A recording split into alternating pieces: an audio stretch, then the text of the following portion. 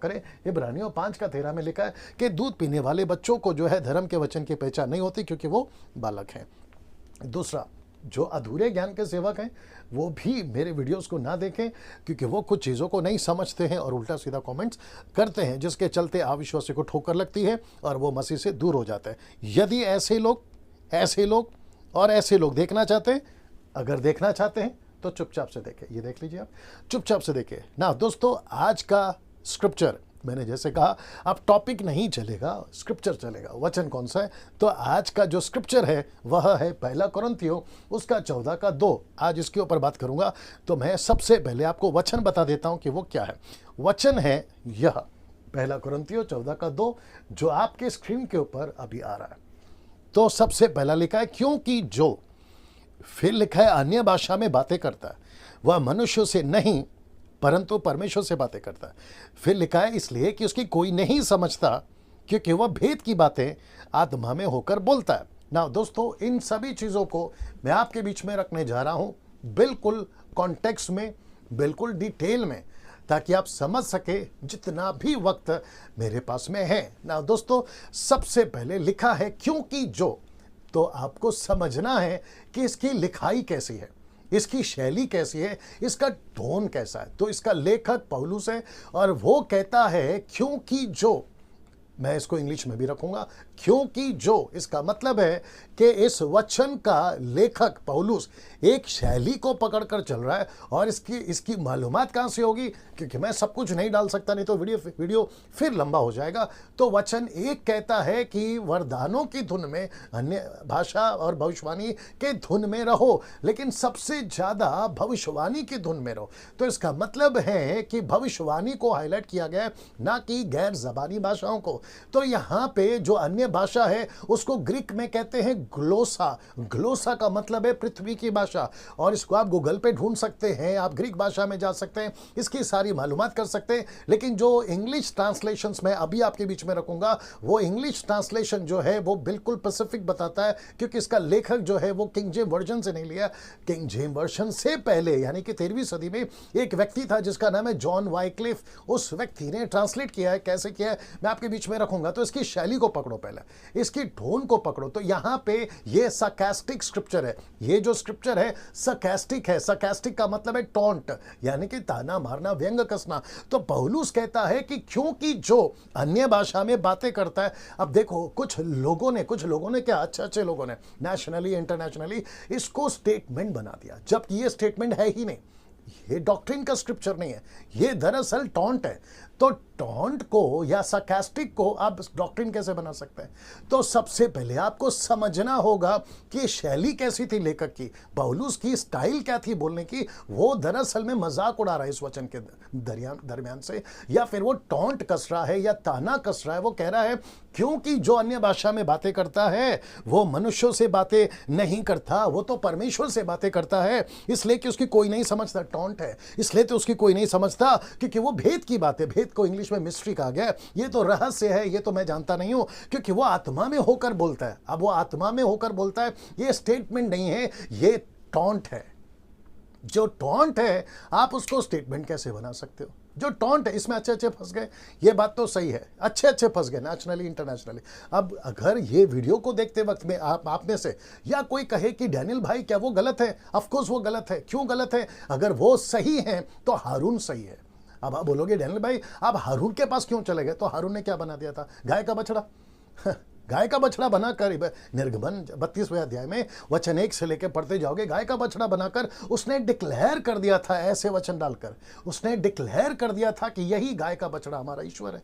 तो लोगों ने उसकी बात को माना, लेकिन एक ने भी नहीं सोचा कि ये वचन बंदा बोल क्या रहा है, ये वचन सही है गलत है, इसका कॉन्टेक्स्ट क्या है। अगर उस दिन उस एक ने भी पकड़ा होता, मैं डंके की चोट में बोलता 3000 लोग नहीं मरते। आप सोच के देखिए, ऐसी गलती लूसीफर भी करा। हवा के पास में गया और उसने कहा देखो लिखा है। अरे कैसे लिखा? ये तो पकड़ो, लिखा है। लूसीफर ने यीशु के पास आकर कहा अगर तू मुझे प्रणाम करे मैं सारी दुनिया तुझे दे दूंगा। अगर तू प्रणाम करे, इंग्लिश में लिखा है if you worship me I will give you everything. If you worship me, अगर इसका लूका का किताब को मत्ती की किताब में जो जिक्र करता है उसको निकाल दिया जाए, सिर्फ इतना सा स्क्रिप्चर डाल दिया जाए, if you worship me I will give you everything, ऊपर कुछ नहीं नीचे कुछ नहीं, बस इतना सा टुकड़ा फेसबुक पे अगर डाल दिया जाए, मैं डंके की चोट पे बोलता हूं, लाखों लोग इसके ऊपर नीचे लिखेंगे yes brother, amen brother, praise the lord brother, yes we receive brother, जबकि वो वचन किसका है? लूसीफर का है। वैसे ही आपको लिखाई पकड़ना है, वैसे ही आपको शैली पकड़ना है, वैसे ही आपको टोन पकड़ना है कि इसका लेखक क्या बोल रहा है। वापस पढ़वा देता हूं, क्योंकि जो अन्य भाषा में बातें करता है वो मनुष्य से नहीं करता, टोंट है। फिर वो कहता है परंतु वो परमेश्वर से बातें करता है, हमसे तो बातें नहीं करता, ये तो परमेश्वर से। अरे यार तू क्या बात कर, ऐसी वाली शैली थी, अरे तू किससे बात कर रहा है, ऐसी वाली शैली थी, अरे तू जो भी बोलता है हमको तो समझ में नहीं आता। अभी अचानक से मैं अरबिक भाषा में बात करूं या लैटिन में बात करूं या ग्रीक में बात करूं, आप तो मुझे यही कहोगे ना कि डैनियल भाई आप तो परमेश्वर से बात करने वाले। परमेश्वर से बात करना एक शैली है यार। तू तो मुझसे, कभी कभी कुछ लोग बोलते पता है, तू तो दीवारों से बात कर रहा है। दीवारों से कोई बात कर सकता है? नहीं, लेकिन कहावत है ना, वैसे ही ये वचन कहावत है। अब आप सोच के देखिए, इसलिए यीशु ने क्या कहा मालूम है? वचन को पढ़ो और वचन को समझो। इसलिए तो लिखा है मत्ती 13:19 में, जो नहीं समझता शैतान उसी में काम करता है। आज बाहर से तकलीफ नहीं है मसीहों को, आज अंदर से तकलीफ है, और ऐसे लोगों से तकलीफ है जो ठेकेदार है वचन के प्रचारकों का, प्रचार का ठेकेदार, पुलपिट पे खड़े होकर ठेकेदार, कन्वेंशन के ठेकेदार, वहां से खड़े होकर बात करते हैं, सोशल मीडिया से बात करते हैं, लेकिन वचन को तोड़ मरोड़ के बात करते हैं। जैसा लिखा है उसके कॉन्टेक्स्ट में बात करो, हर चीज सही है। सो दोस्तों मैं जल्दी से पढ़वा देता हूं जॉन वाइक्लिफ की बात को भी। जी ये रहा दोस्तों, वाइक्लिफ ट्रांसलेशन क्या कहता है देख लीजिए। वाइक्लिफ बाइबल ट्रांसलेशन क्या कहता है, लिखा है and he who speaketh in a strange and exotic language, जो कि ब्रैकेट में मैंने डाला मैड। मैं वापस आता हूं, and he who speaketh in a strange and static language. Static language का मतलब है पागलपंथी वाली भाषा, जिसको कोई नहीं समझता, कहां से आई नहीं पता।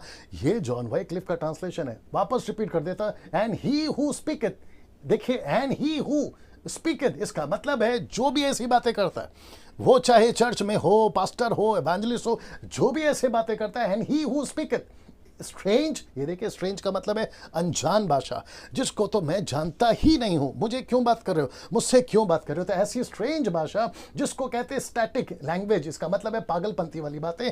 अब इसको देखिएगा, speak it not to man, ऐसी भाषा है जब कोई बात करता है वो मनुष्य से तो बातें नहीं करता। अब वो कहां से बात कर रहा है, बट टू, वो किससे बात कर रहा है, बट टू गॉड, मतलब वो मनुष्य से बातें नहीं कर रहा है, इसका मतलब है वो परमेश्वर से बातें कर रहा है। इसका लेखक का ये जो टॉन्ट है, ये जो सरकास्टिक है, वो ताना मार रहा है, यार तुम तो मनुष्य से नहीं बात कर रहे हो, तुम तो ईश्वर से बात कर रहे हो, तुम तो परमेश्वर से बात कर रहे हो। जैसा लिखता है कि तुम तो दीवारों से बात कर रहे हो, ये वैसा वाला है। इसको उठाकर स्टेटमेंट बना दिया। अब इसको देखिए, for no one can understand it, मतलब तुम्हारी भाषा को कोई नहीं समझता। फिर कहता है बट द स्पिरिट स्पीकeth मिस्ट्री, ये देखिए मैंने कहा था ना मिस्ट्री, जी इसको कहते हैं मिस्ट्री। ना दोस्तों इसका मतलब है आपको समझना होगा, बहुत जरूरी है कि जो ट्रांसलेशन अभी मैंने इंग्लिश में रखा है वो कहता है कि तुम जो बातें करते हो वो स्ट्रेंज है, अनजान है, हम नहीं जानते आप क्या बात कर रहे हो, तुम तो ईश्वर से बात कर रहे हो, तुम तो परमेश्वर से बात कर रहे हो। यही चीज पौलुस को समझाना था कि तुम ऐसी भाषाओं में जब बात करते हो हमसे तो नहीं करते। अब इसको उठाकर चेंज कैसे कर दिया गया मैं वो भी बता देता हूं कि जो, अच्छा अभी इसकी शैली नहीं पकड़ा तो गड़बड़ है। वो कहते हैं कि जो अन्य भाषा में बात करता है वो परमेश्वर से बातें करता है, कोई मनुष्य नहीं समझ सकता, केवल परमेश्वर समझ सकता है, क्योंकि वो रहस्य की बातें करता है। अब ये टोन देखो, और इसमें 90% लोग फंस गए। बोला अच्छा ऐसा है क्या, फिर ये वही तो बात हो गई ना, शैतान ने कहा मेरी आराधना करो मैं तुम्हें सब कुछ दे दूंगा। तो किसने कहा, उसको नहीं पकड़ा, लेकिन वो वचन को पकड़ लिया। और वैसे ही गलती हो गई हारून के साथ में और के लोगों के साथ में। गाय का बछड़ा हमारा ईश्वर है, बोला हाँ ठीक है गाय का बछड़ा हमारा ईश्वर है, लेकिन किसने बोला, कैसे लिखा, कैसे बोला, ये नहीं समझोगे तो दिक्कत हो जाएगी। तो दोस्तों आशा करता हूं कि आप समझ गए होंगे। ऐसे बहुत सारे स्क्रिप्चर्स, एक स्क्रिप्चर मैं बहुत बोल सकता हूं इसके ऊपर, लेकिन मैंने वापस कहा ना कि उसके ऊपर तो मैं करता रहूंगा, करता भी रहा हूं, लेकिन आगे भी करता रहूंगा। लेकिन आज के लिए ये काफ़ी है कि इसकी शैली पकड़ो, ये पौलुस, इसकी जो लेखक है वो कैसे बोल रहा है, आप उसको पकड़िए। चलिए अगले वीडियो में अगले सब्जेक्ट के साथ या अगले स्क्रिप्चर के साथ में वापस आपसे बात करूंगा। जय मसीह।